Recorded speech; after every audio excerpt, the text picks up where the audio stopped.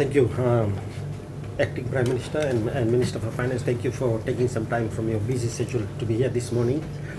This morning, the Reserve Bank Board met and finalized our 2024-2025 financial accounts.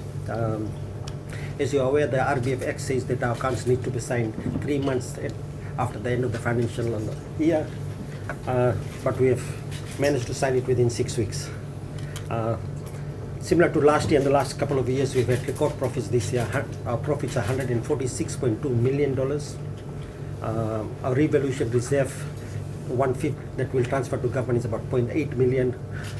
And given your instruction to put 1 million in general reserve, we'll be transferring a total of $146 million to government, or giving a check of $146 million to government today. Since government is the only shareholder, all the money goes to government.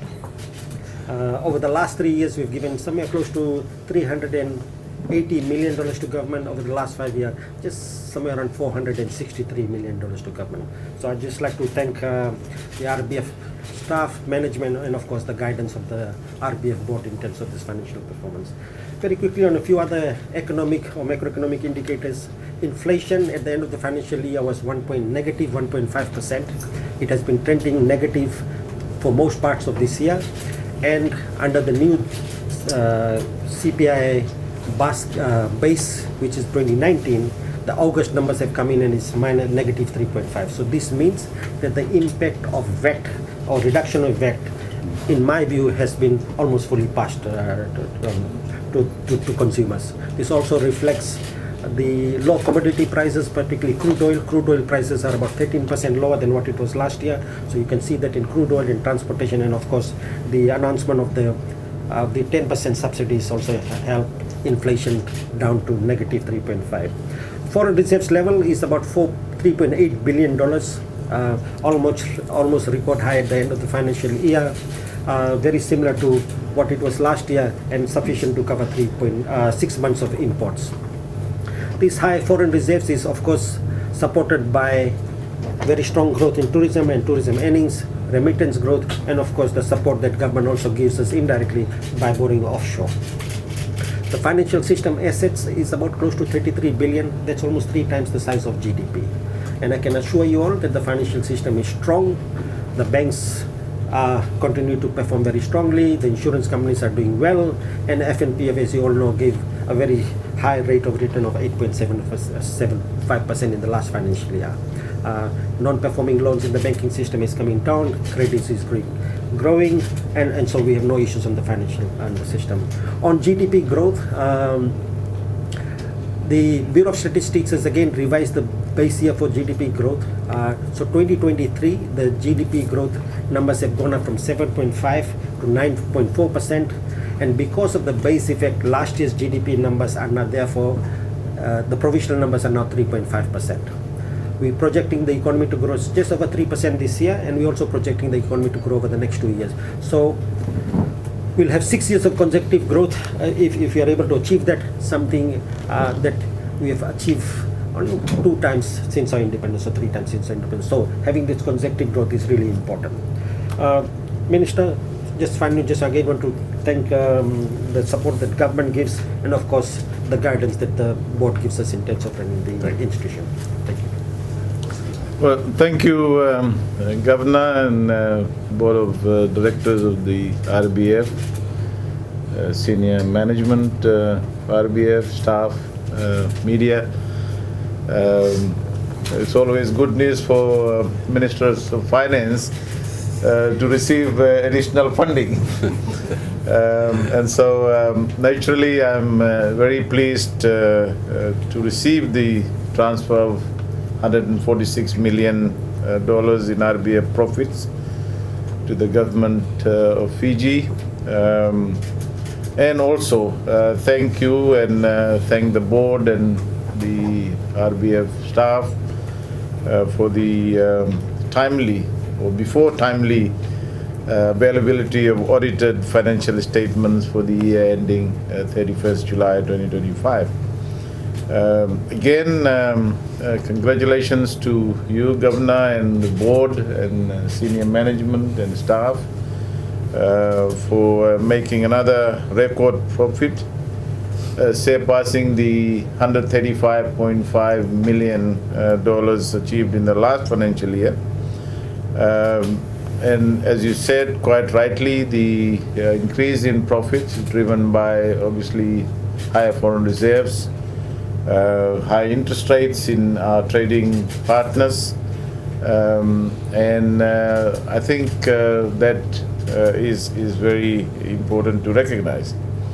I know that the central bank's objective is not necessarily to make profit, but I'm very pleased that the bank has, while meeting its monetary policy objectives, has also been able to provide this profit to the government.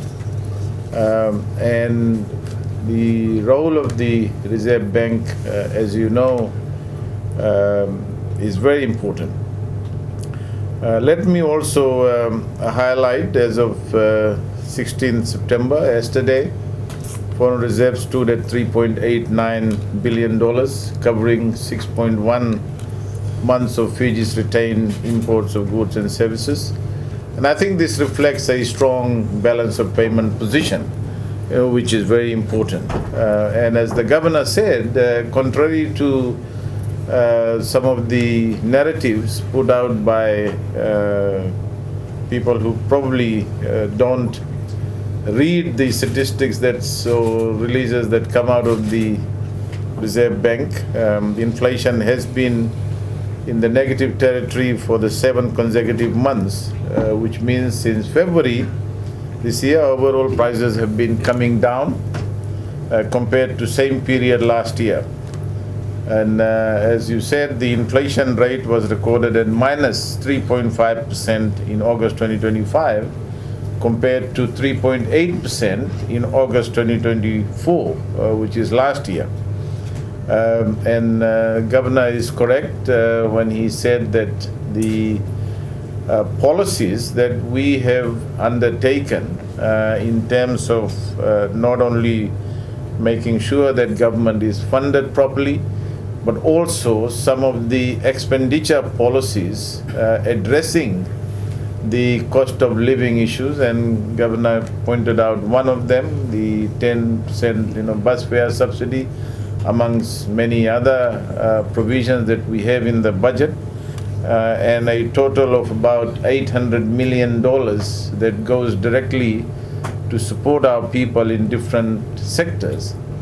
And finally, having achieved good sustainable revenue collection, partly through compliance, partly through economic growth, we've been able to reduce the VAT from 15% to 12.5%. And again, as the governor said, the government set up a task force made up of Ministry of Finance, FRCS, Consumer Council, FCCC, to ensure that some of the measures in the 2025-2026 budget are passed down to the consumers. And I think that is happening, and that's good news. And I want to thank the task force and all the businesses and players in the system who have helped contribute towards that. So the financial sector, as you said, Governor, remains strong and stable, competitive, with ample liquidity in the banking system. And I think that sends a very, very strong signal with, of course, low interest rate. And that augurs well for the economy.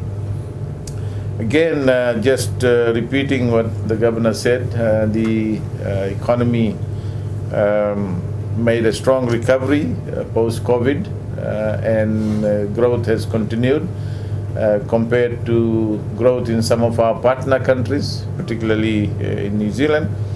I know the macroeconomic committee is going to look at the growth figures, growth forecast. Of course, we anticipate headwinds globally. Not all bad, as you said, crude oil prices have been coming down. Commodity prices in some other areas are also showing signs of going down. But and therefore we remain optimistic despite the global headwinds that 2025 will see the projected growth, or if not that, it could be slightly higher depending on some of the other variables that we are looking at, and how the investment levels take off in the next couple of months. I think this achievement by the Reserve Bank needs to be applauded, and I want to again thank the board, the governor, and more importantly all the staff in the Reserve Bank. In a country like ours, the role of the Reserve Bank is very important. I keep saying this. Apart from your ability to ensure that there is macroeconomic stability, you also create confidence and an environment that is conducive to increased levels of investment, which of course leads to sustainable economic growth and development. And I think Reserve Bank's ability to morally provide that confidence, apart from the macroeconomic monetary variables, is very, very important. And I am very pleased that the